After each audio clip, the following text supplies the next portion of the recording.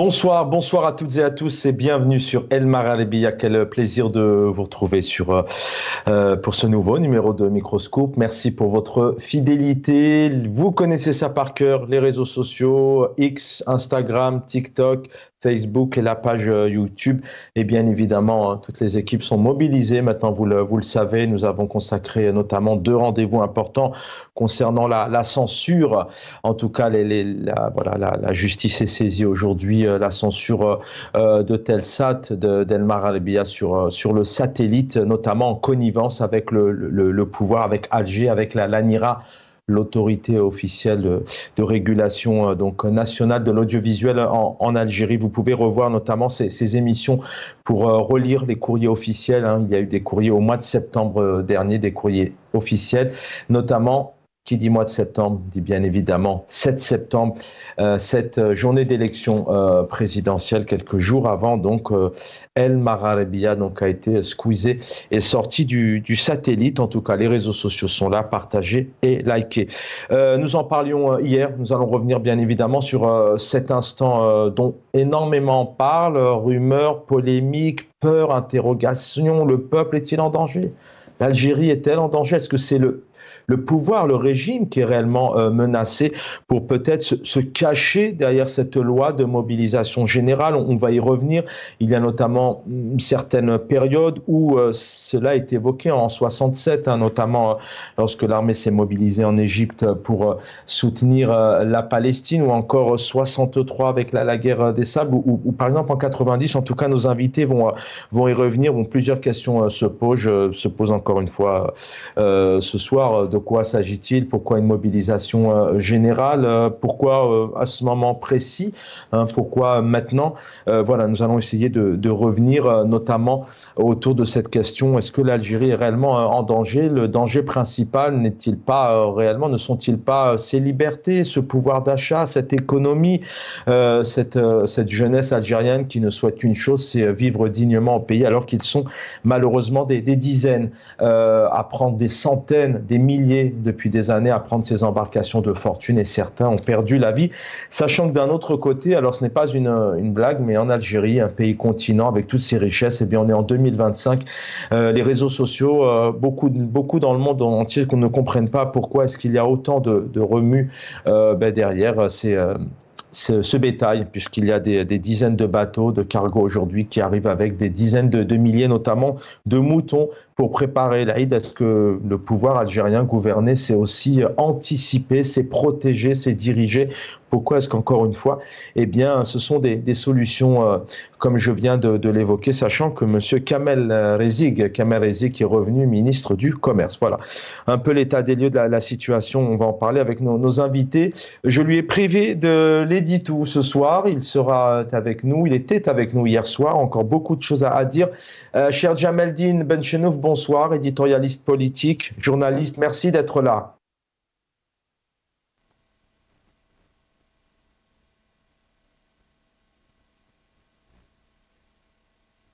Alors, je pense qu'on a peut-être un petit souci de son. Vous êtes peut-être en mute, Jameldine, ou alors peut-être que c'est nous. On va me faire signe lorsque vous allez être de retour parmi nous. Est-ce que vous m'entendez par hasard?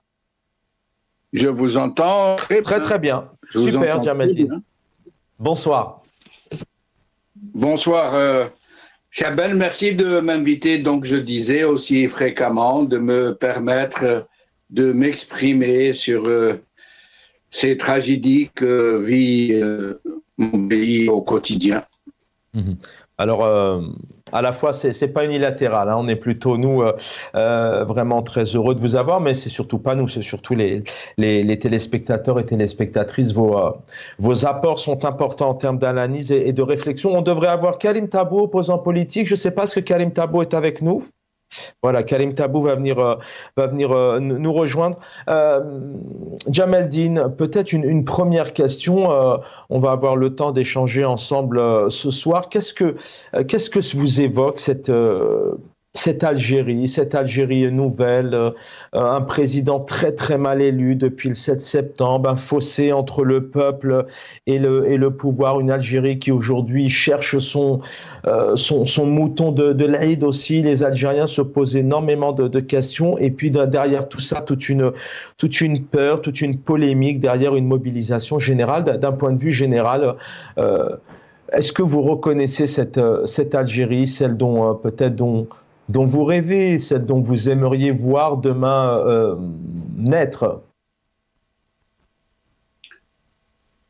Permettez-moi d'abord, cher ami, de dire toute ma joie de faire une émission aux côtés de notre ami Karim Tabou, pour lequel j'ai une grande admiration, qui représente à mes yeux l'espoir d'un renouveau pour mon pays, pour les hommes de demain qui viendront balayer toutes ces écuries d'Ogia et qui peut-être permettront à ce malheureux pays de se redéployer et de vivre,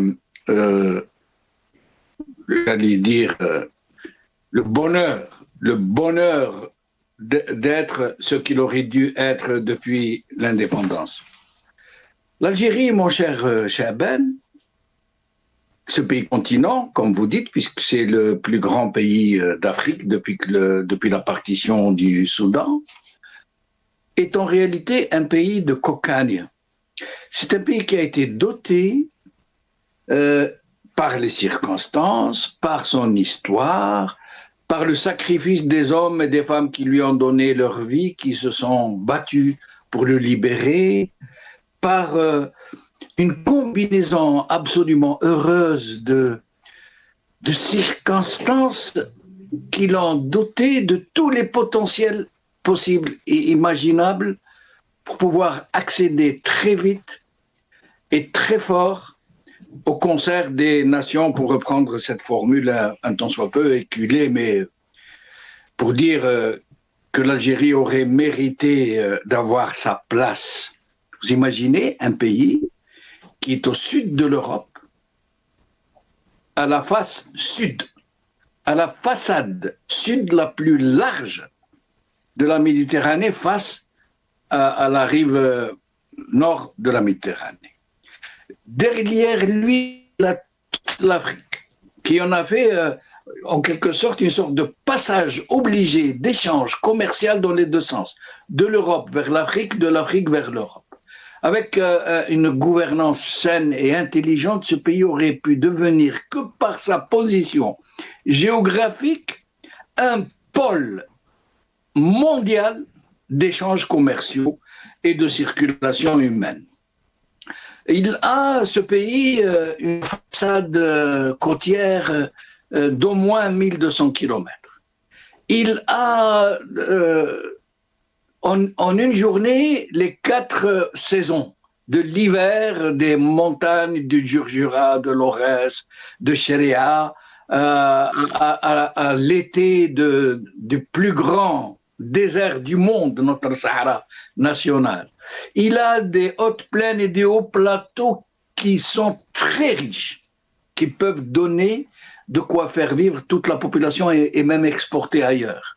Il a la chance d'avoir une population jeune, qui est en soi une grande richesse.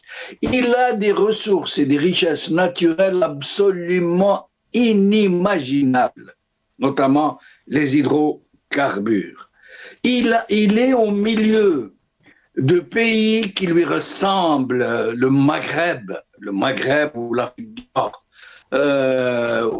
constitué de gens qui sont de la même ethnie, de la même culture, de la même religion. Personne ne peut distinguer un Marocain d'un Algérien dans la rue, d'un Tunisien, d'un Libyen, d'un Mauritanien. Nous avons à notre sud des populations africaines, noires, profondément algériennes, nos frères. C'est dire toute la diversité, toute la richesse. Et nous sortons d'une très longue nuit coloniale, pas seulement celle française, hein, ça remonte à des millénaires, Nous avons été tout le temps occupés, tout le temps envahis, tout le temps opprimés. Et nous avons réussi donc à former une nation, à nous libérer. Et que se passe-t-il dès la libération?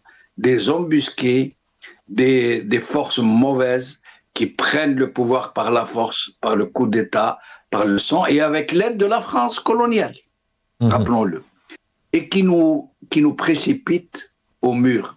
La situation d'aujourd'hui est le résultat plus d'un demi-siècle d'une gouvernance parmi les plus mauvaises, les plus sinistres, les plus monstrueuses de l'histoire politique humaine. Merci Jamaldine, restez avec nous pour ces quelques mots d'introduction. Karim Tabou va venir nous rejoindre dans quelques instants. Je voudrais qu'on écoute le chef d'état-major Saïd Chengriha qui revient sur ce dont les Algériens maintenant entendent depuis plusieurs générations, depuis plusieurs années. Ce sont ce danger extérieur, ce complot, ces menaces extérieures. Est-ce que, encore une fois, c'est pour cela aujourd'hui qu'on parle de mobilisation générale? Nos invités vont y répondre. On écoute le chef d'état-major Saïd Chengriha. هؤلاء الأعداء الذين لم يهضموا أبدا استقلاله ولم يتحملوا صلابة وقوة ووحدة وتمسكه الاجتماعي وتلاحمه مع جيشه ولم يتقبلوا إطلاقا إصرار أبنائه المخلصين على التمسك بمبادئ وقيم وطموحات ثوراتهم التحريرية المجيدة أن الجزائر ولعدة اعتبارات كانت وستبقى مستهدفة من طرف أعدائها، فهي بحكم هذا الاستهداف لا يراد لها بأن تبقى موحدة متمسكة ومتصالحة مع ذاتها. هؤلاء Voilà, on tente en vain de joindre Karim Tabou. J'espère qu'on va pouvoir l'avoir au moins quelques minutes. Jamaldine, vous l'évoquiez hier, vous aviez déjà apporté pas mal d'éléments, mais voilà, c'est bien aussi de le rappeler. Lorsque vous entendez, bon, vous avez encore beaucoup d'avenir, on vous le souhaite bien évidemment, mais vous avez l'expérience de cette Algérie, vous avez ces dates dont on a parlé tout à l'heure que vous connaissez, puis je rappelle que vous avez été longtemps journaliste aussi au pays. Je vous dis mobilisation générale, des peurs, des craintes. Est-ce qu'on est réellement en guerre aujourd'hui? On parle aussi en parallèle, je vous donne comme ça 2-3 éléments, on essaye de comprendre. On a un président qui est en train de dire au monde entier, l'Algérie est en émergence économique, on a 400 milliards de dollars de PIB qui vont arriver, et puis à la fois on essaye aussi de peut-être indirectement alors susciter des peurs, des craintes, des interrogations. On est en train de dire au monde entier, on crée une mobilisation générale parce que on est en danger ou pas. C'est la question que je vous pose. Oui, c'est dire, Chaban, toute l'absurdité de ce régime, toute l'hystérie qui le distingue, toute la désinvolture aussi. Un régime qui promet rien de moins que de réaliser un exploit, un prodige économique jamais observé au cours de l'histoire économique humaine. Passer du simple au double du PIB en l'espace de quelques mois, j'allais dire, et non pas avec des méthodes et des techniques, nous dit-il, mais de réalisation réelle, de bons économiques dûment réfléchis et dont on nous dit qu'il va se réaliser sans l'ombre d'un doute.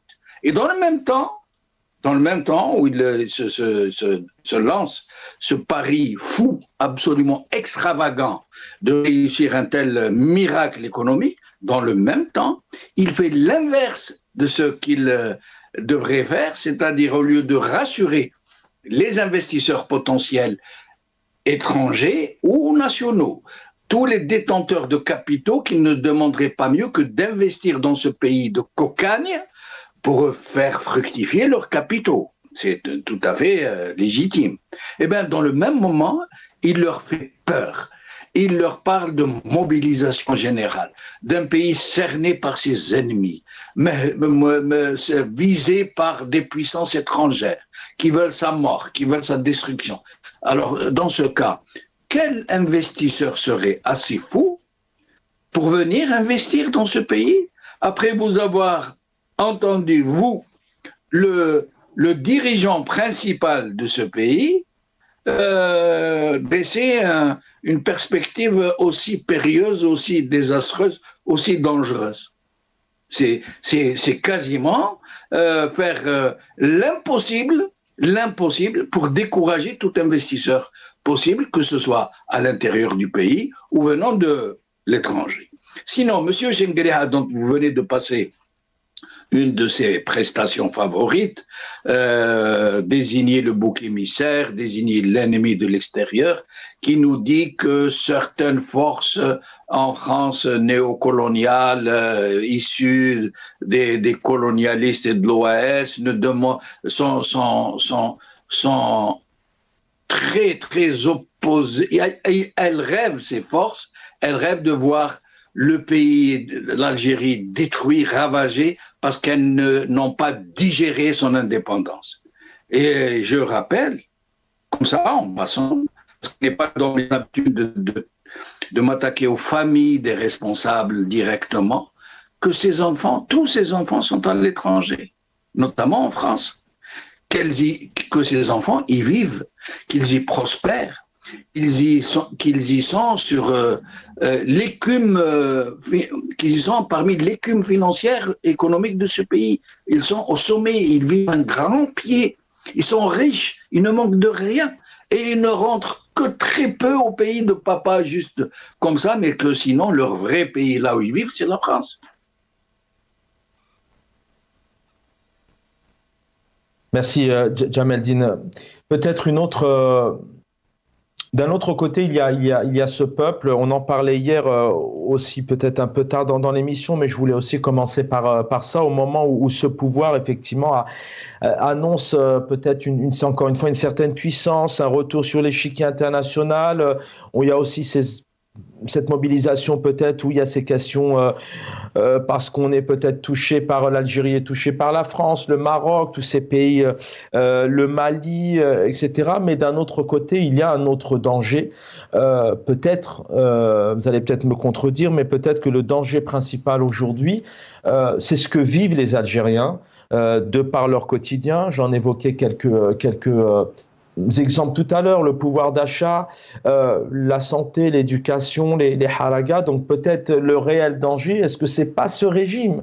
Est-ce que c'est pas ce système politique? Est-ce que c'est pas cette gouvernance dont parle pas du tout les médias, dont parle pas du tout d'ailleurs le pouvoir en place, parce que certainement en parler, ça serait le mettre face à ses responsabilités? Est-ce que le réel danger, en fait, c'est ce manque de liberté que les Algériens subissent chaque jour? Oui, bien sûr, Chaban. Avant de faire le bilan de ce qu'a commis, de ce qu'a perpétré, ce système, ce pouvoir, ce régime, cette mafiocratie, on l'appelle comme on veut, il faut savoir, il faut essayer plutôt de comprendre la vraie nature, sa vraie nature, c'est de quoi il est constitué, de quoi il est fait, et quelles sont ses logiques, quelles sont les conditions qui permettent d'en faire partie. Ce régime, dans sa nature, dans sa conformation, a crevé tous les plafonds de l'outrance, de la monstruosité, du mensonge, de l'improvisation, de tout ce que vous pouvez imaginer de mal, tout, de la propagande, de la manipulation des masses, de la corruption de masse, de la corruption des élites. Il s'est entouré d'alliés naturels, mercenaires, qui ne pensent même pas à l'avenir de leurs propres enfants, puisque ils sont à un niveau, ils ne peuvent pas ignorer qu'avec ces méthodes, le pays va certainement s'effondrer, qu'il risque même de disparaître dans sa configuration géographique actuelle. C'est ce qui est arrivé à beaucoup de pays qui sont passés par de tels processus. Pourtant, ces gens qui ne pourront pas tous quitter le pays, qui n'ont pas tous des fortunes considérables à l'étranger, je parle notamment des officiers de l'armée, je ne parle pas des généraux, des officiers supérieurs, des officiers subalternes, à partir du grade de sous-lieutenant jusqu'à capitaine, qui se comptent en dizaines de milliers, qui sont la cheville ouvrière de cette armée, qui en sont les techniciens, les soldats, les commandants, les chefs véritables en cas de besoin, j'allais dire surtout militaire. Eh bien, c'est tous ces officiers. Ils ne peuvent pas tous partir à l'étranger. Ils ont leurs parents au pays, ils ont leurs enfants au pays. Ils ne sont pas classés au même rang de privilèges que la plupart des généraux, ni en termes de rendement, de rentabilité, d'argent, ni en termes de possibilité de pouvoir se retourner demain si le pays tombe. Or, ces gens qui, et je n'appelle pas un coup d'État, loin de là, mais qui peuvent faire une véritable pression sur le régime. Ces gens qui peuvent dire au régime, parce que beaucoup de gens pensent que cette multiplication absolument ahurissante du budget militaire est surtout destinée à s'approvisionner en armement, en équipement militaire, en dotation, en munitions, etc. Ce n'est pas le cas. Parce que l'armée algérienne est saturée d'armement, d'équipement, à un point où la logistique n'arrive plus à suivre. Mais le problème de cette armée, c'est que justement, ces officiers subalternes, qui sont très nombreux, qui sont la cheville ouvrière de l'institution militaire, les chefs de la junte ont décidé de les acheter aussi. Et ils ont multiplié ce budget militaire pour pouvoir exercer à leur encontre une corruption de masse, de la même manière que cela a été exercé contre les élites de la société civile. Et donc, aujourd'hui, on offre beaucoup de privilèges aux officiers subalternes, à leurs familles, à leurs enfants, la prise en charge médicale, le logement, la construction de maisons, le financement du mariage, beaucoup de choses. Mais ces gens, ces compatriotes, devraient pouvoir se dire que l'avenir du pays ne devrait pas être à vendre aux plus offrants, aux plus corrupteurs.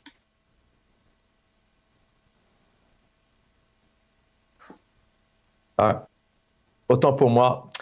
Merci Djamaldine, restez avec nous. Karim Tabou est avec nous. Karim Tabou, bonsoir et bienvenue. Je rappelle que tous les lundis matins, vous avez rendez-vous à la caserne de la sécurité, notamment intérieure de Beni Msous. Hein, c'est pas un scoop puisqu'on peut vous retrouver sur votre éditorial tous les lundis. Vous êtes dans l'obligation d'aller signer. Je rappelle que vous pouvez pas non plus voyager, vous déplacer. Karim Tabou, bonsoir et bienvenue. Bonsoir Chaban, merci de l'invitation, mes salutations à Sid Jamal et à nos téléspectateurs. Merci infiniment. Djamaldine Benchenouf est avec nous. Il est très, très honoré, très heureux de partager ces quelques minutes avec vous. Karim Tabou, d'abord, j'invite les téléspectateurs à retrouver votre édito, notamment d'hier. Hein, vous le consacrez au front intérieur. J'ai envie de vous dire une mobilisation générale. Qu'est-ce que ça veut dire pour vous? L'État le pouvoir est-il en danger? Et juste pour vous citer, vous dites la meilleure immunité politique pour le pays et le retour à la démocratie et à la légitimité populaire sans lesquelles le pays est exposé aux vrais risques, c'est-à-dire l'illégitimité du pouvoir en est la première source des dangers. J'en posais la question à Djamaldine il y a quelques minutes. Est-ce qu'en fait, effectivement, le réel danger aujourd'hui du peuple, est-ce que c'est pas ce système, ce pouvoir, ce fonctionnement? Karim Tabou, vous avez la parole.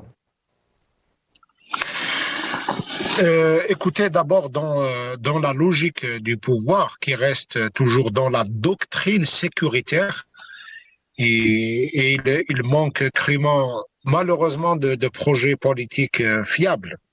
Lorsqu'un pouvoir regarde le monde que par la fenêtre d'être quelqu'un à qui on peut donner des sous-traitances sécuritaires, bien sûr, on est menacé par les changements qui se déroulent dans le monde, parce que maintenant le monde, il donne la prime à l'intelligence, il donne la prime également à la compétence dans le sens large du terme. Et voilà, le pouvoir algérien essaye d'utiliser le terme de la mobilisation. Je pense que ça participe également de cette logique d'abord sécuritaire qui réduit le monde, qui réduit l'avenir à une logique de défense par l'armée. Or, aujourd'hui, le monde, c'est la capacité de tout un chacun à trouver de la place à ses intérêts dans les intérêts des autres, à mettre ses équations dans les équations du monde, à s'acclimater à un monde qui est en train de connaître des bouleversements profonds. Et malheureusement, lorsque vous n'avez pas de projet, lorsque vous n'avez pas une idée de l'avenir, lorsque vous êtes toujours dans la logique défensive de l'improvisation, le tout pour le pouvoir étant de se maintenir, et la meilleure façon de se maintenir, c'est de chercher deux manières de se maintenir. La première serait de proposer des contrats de complicité à l'étranger, pour l'étranger, et l'on a bénéficié beaucoup de cette complicité, de ces contrats. Nous connaissons les relations du pouvoir algérien avec la France par le passé, avec beaucoup de réseaux à l'étranger. Nous connaissons toute l'obscurité qui entoure beaucoup d'affaires, beaucoup de contrats, etc. à l'étranger. Et le pouvoir se suffit d'ailleurs de tout donner à l'étranger à l'effet d'avoir l'autorisation de tout prendre en Algérie.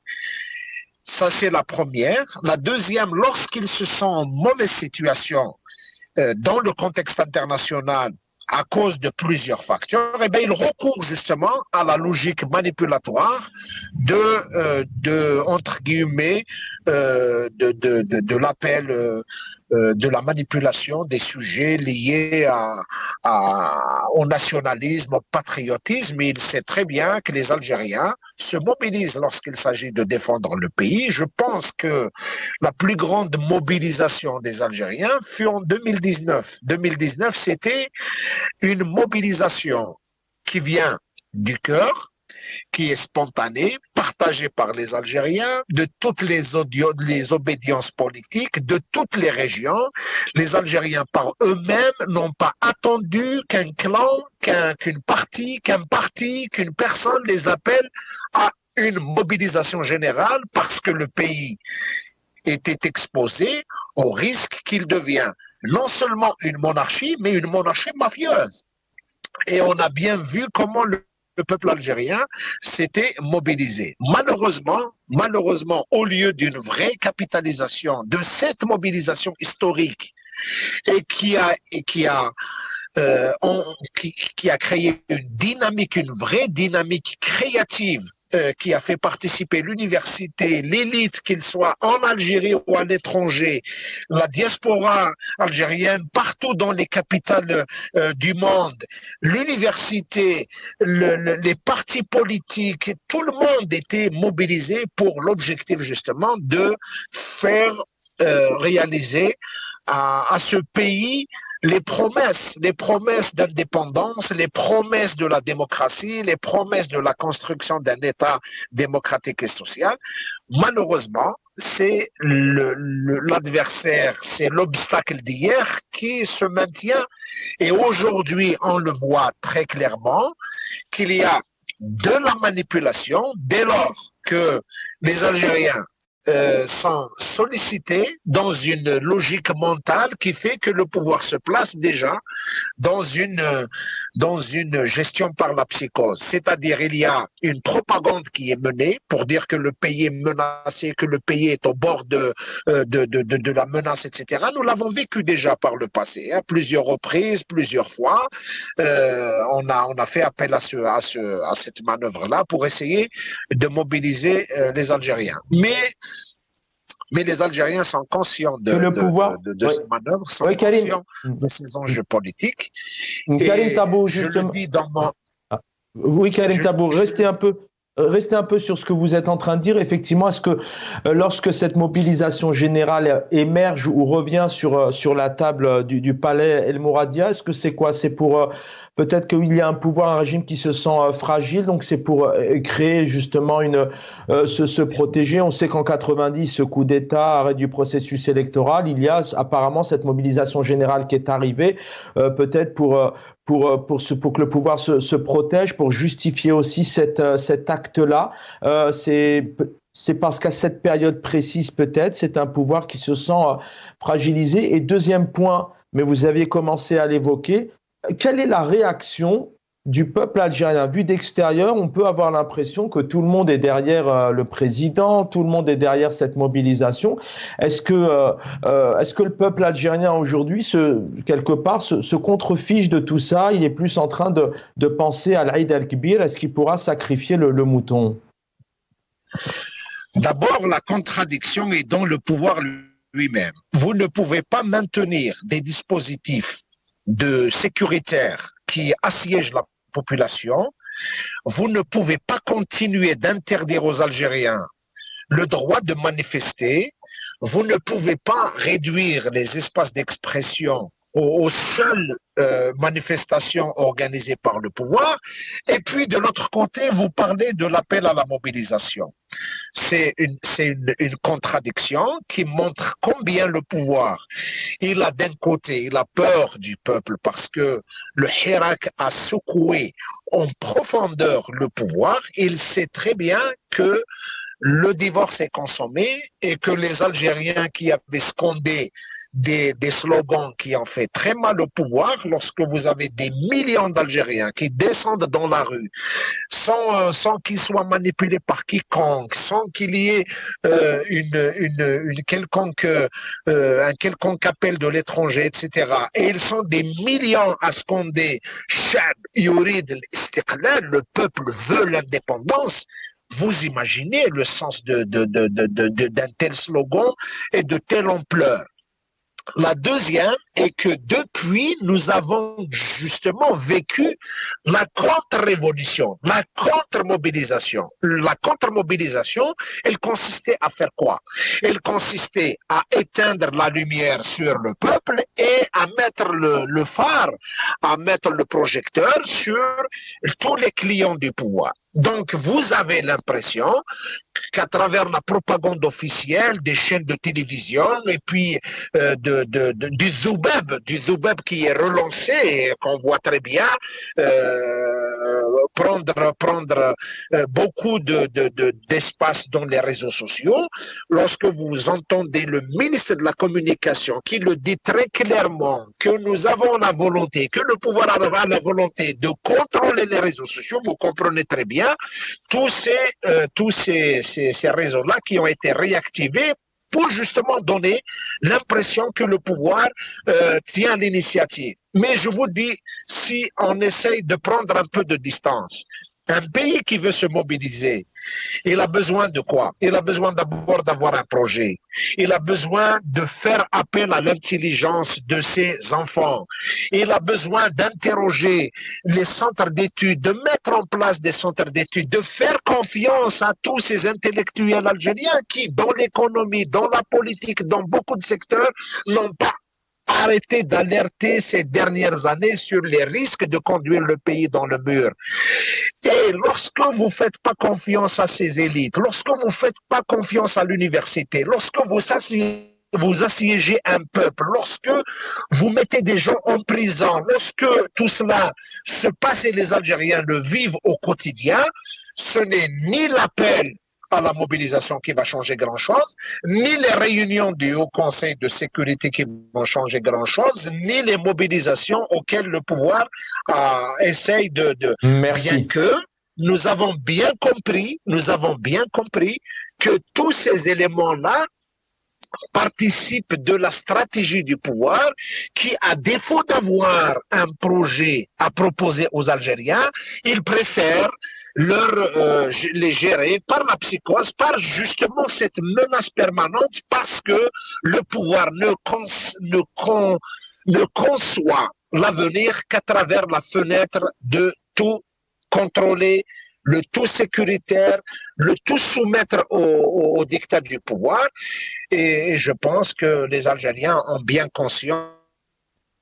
On mettait hors circuit l'université, l'élite, la diaspora, le peuple, et ben certainement vous allez reproduire la crise et vous allez donc tourner au rang. Malheureusement, nous le disons avec beaucoup de regrets, notre pays est en train de tourner au rang, quoique il faut faire confiance aux Algériens dans des moments de risque majeur, les Algériens étaient là.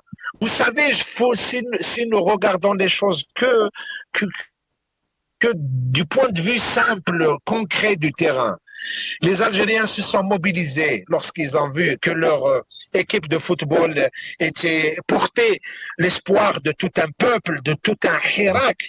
Et ben, les Algériens se sont mobilisés d'une manière extraordinaire. Mais le jour où ils ont vu que cette équipe nationale est devenue un objet, un enjeu de manipulation politicienne, et on a bien vu comment les Algériens se sont complètement désintéressés de ce sujet et beaucoup d'autres sujets. On voit très bien que les Algériens sont conscients, mais les portes leur sont fermées. Donc le pouvoir est en train de vouloir d'un côté fermer tout parce qu'il ne fait pas confiance à la population, mais de l'autre côté, il enveloppe cela dans une logique de manipulation, en jouant un peu sur la fibre sensible. Les Algériens aiment l'Algérie. Nous aimons l'Algérie. Nous allons défendre l'Algérie, mais nous ne sommes pas prêts à défendre le pouvoir ni ses intérêts. Nous ne défendons que les intérêts de l'Algérie.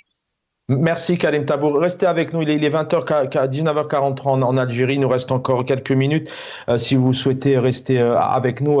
Jamaldine Benchenouf disait tout à l'heure qu'il était honoré d'être aussi à vos côtés. Jamaldine, pas mal de points ont été évoqués par Karim Tabour il y a quelques instants. Peut-être que vous avez envie d'apporter des éléments, un peu apporter aussi votre analyse. Et puis cette image, on vient de voir aussi Mohamed Meziane, le cœur d'un État, c'est aussi la communication, l'expression libre, la démocratie. On a M. Mohamed Meziane, ministre de la Communication, qui parle de lutte contre la désinformation, les fake news, l'éthique, la transparence. Vous en parliez hier. Hein. Pour vous, c'est ça vous limite, ça vous choquait même de voir cet homme politique s'exprimer de la sorte. Jamaldine Benchenouf. Oui, Chaben, moi la question que je me pose ces derniers temps, qui est de nature existentielle, j'allais dire, c'est que, et sur laquelle nous devrions nous pencher et réfléchir, c'est cette anesthésie politique générale qui semble s'être abattue, non pas seulement sur la société en tant que tout, qui a été la cible d'une propagande absolument inimaginable pour qui ne la connaît pas, mais même nos élites supposées. Quand vous écoutez un Karim Tabour, un Karim Naïtou Slimane et tous nos autres amis qui ont été au front du Hirak, qui sont vite révélés les voix véritables, profondes, sincères, engagées de nos aspirations les plus prégnantes. Quand vous entendez ces frères, ces compagnons de lutte, ces militants engagés pour leur pays et rien que pour leur pays, parce que vous distinguez très vite les gens qui sont là pour leurs ambitions personnelles Nous les avons vus, par exemple, lors du Hirak, quand beaucoup de partis politiques qui actifs dans la société civile, quand ils ont vu que le Hirak était vraiment quelque chose de très fort, qu'il y avait un tournant en perspective, que des millions d'Algériens étaient sortis dans la rue, eh bien, ces gens, qui sont d'ailleurs retournés à leurs amours aujourd'hui, hein, ces chefs de parti, cette pseudo-société civile, ils se sont précipités à la Grande Poste. Ils se sont même fait filmer avec des mises en scène en train de faire du Hirak devant leur parti, avec des cadrages serrés pour faire croire qu'ils sont au milieu de la foule.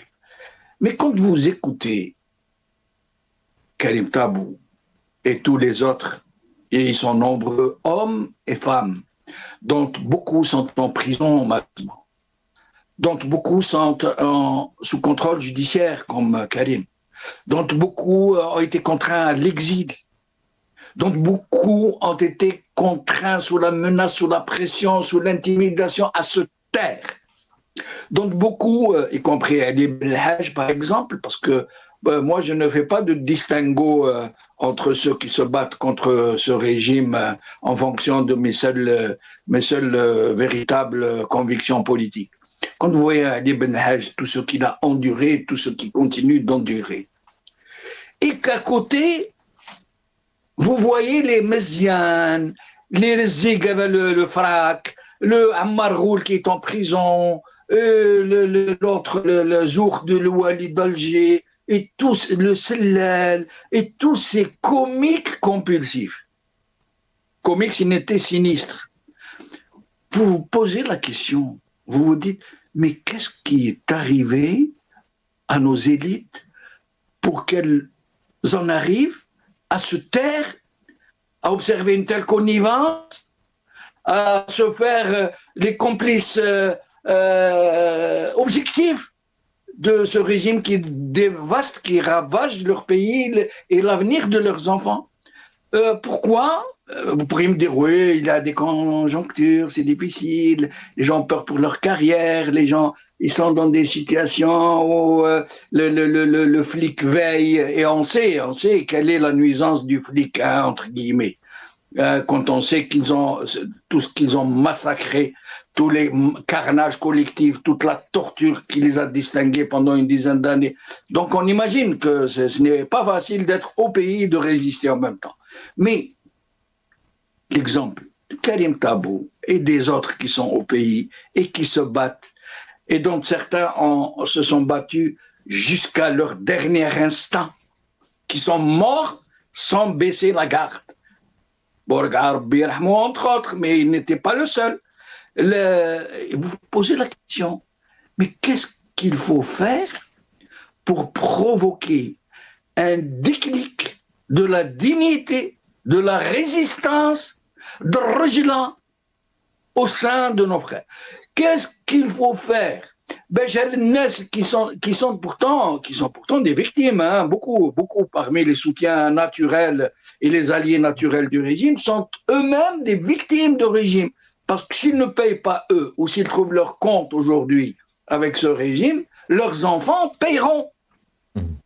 Alors, aujourd'hui, ils nous traitent.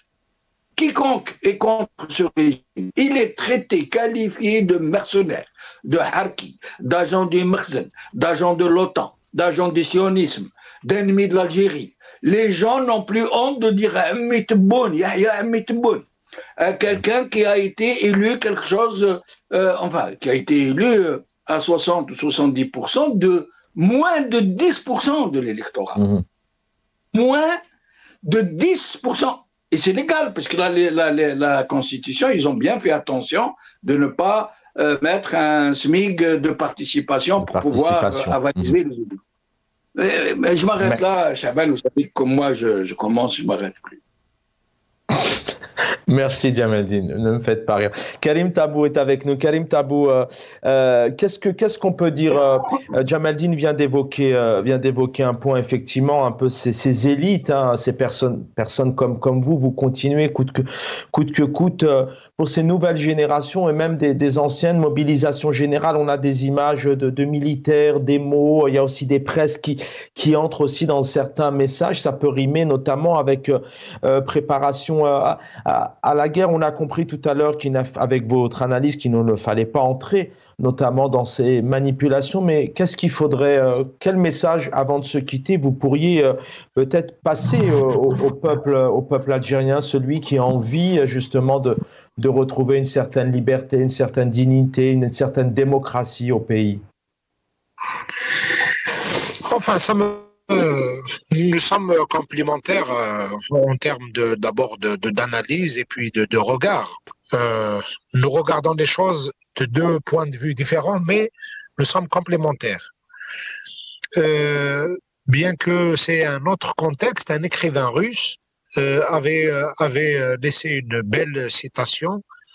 Il s'appelle Solzhenitsyn. Dans l'une de ses citations, il dit « Par un étrange paradoxe, plus je sombre dans ce monde d'une cruauté inhumaine, plus je prête l'oreille aux rares qui, même dans un tel monde, font appel à la conscience. » Vous savez, le pouvoir, il a une fonction essentielle, c'est la consommation. Il a consommé l'histoire, il a consommé les valeurs, il a consommé le temps, il a consommé le gaz, il a consommé le pétrole, il a consommé les partis, il a consommé des personnes, etc. Donc, la fonction du pouvoir, il regarde le monde, il regarde tout dans une logique de consommation. Et puis, c'est connu, nous l'avons fait Koutoub, on l'a bien appris des techniques connues ailleurs, mais le pouvoir ne se prive pas pour faire appel à ces techniques de manipulation qui consistent à créer des ennemis à l'intérieur et des ennemis à l'extérieur, et on essaie de mobiliser les gens à travers une propagande. Cette propagande, certainement, elle va faire des victimes. Certainement, elle va... Parce que l'Algérien, lorsqu'on joue sur sa fibre sensible, etc., l'amour du pays, il est d'une certaine manière enrôlé, quitte à ce qu'ils te disent, voilà, on reporte un peu nos problèmes parce que nous sommes face à des menaces extérieures. Mais nous avons vécu déjà une expérience. L'expérience est la suivante. On a bien vu que les Algériens, pendant l'ère de Bouteflika, il y avait beaucoup de publicité, beaucoup de mise en avant de tous ces clients, de tous ces domestiques, de tous ces politicards de salon, toutes ces clientèles du pouvoir étaient là. Ils étaient pour le premier, le deuxième, le troisième, le quatrième et le cinquième mandat.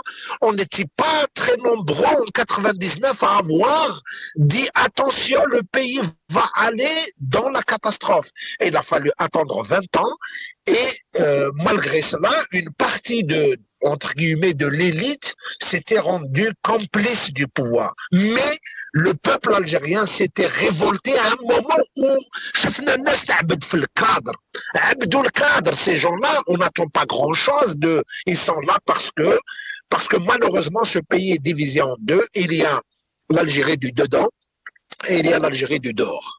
L'Algérie du dedans, c'est tous ceux qui bénéficient de la rente, c'est ceux qui vivent autour du pouvoir, et ils font un tel vacarme qu'ils donnent l'impression qu'ils sont nombreux. Et il y a l'Algérie du dehors, c'est tous ces Algériens qui quotidiennement sont confrontés à des problèmes sociaux, à la cherté de la vie, aux difficultés d'arriver à se faire soigner, à se faire donner des médicaments dans un hôpital, à se faire inscrire dans une liste de logements, etc. Et bien que nous voyons très bien depuis le Hirak, le pouvoir a soumis la société à un véritable contrôle, comme si il Il ne veut pas laisser la moindre occasion, le moindre espace à la population. Il ne cesse de renforcer ces dispositifs du terrain pour empêcher la population de s'organiser. Mais cela apporte la démonstration que le pouvoir a peur, que le pouvoir se sait vaincu politiquement. Ce pouvoir est vaincu sur le terrain politique. Il joue sur la distribution de la rente et d'ailleurs l'essentiel des lois et des choses qu'on est en train de voir. Lorsque vous voyez le chef de l'État, vous suivez que ses propres déclarations. Au bout de 6 mois, vous allez vous rendre compte qu'il a tenu un propos et tout son contraire, et qu'il prend une décision et puis tout son contraire, parce que tout est fondé sur le principe de chercher les Algériens par une approche rentière, par une approche de corruption. Et je pense que les Algériens en sont conscients. Ils en sont conscients. Et je pense que l'espoir, il se situe à ce niveau-là. La conscience des Algériens et des Algériennes. Karim Tabou, merci infiniment d'avoir été avec nous. Je rappelle que voilà, vous signez à la caserne tous les lundis matin à Beni Msous. Merci infiniment d'avoir été avec nous. Jamaldine Benchenouf, merci, éditorialiste, journaliste. Merci infiniment, cher Jamaldine, d'avoir été avec nous. Ce fut un plaisir. L'équipe en régie, merci infiniment. Dans quelques instants, El Umq avec Jamaldine Taleb, Mohamed Bachouch et puis l'autre fille de Bolcanon. L'antenne vous est ouverte. Vraiment, n'hésitez pas à vous exprimer. C'est ça aussi, El Mar Arabiya, c'est l'expression pour toutes et pour tous. À demain, je l'espère. Prenez soin de vous.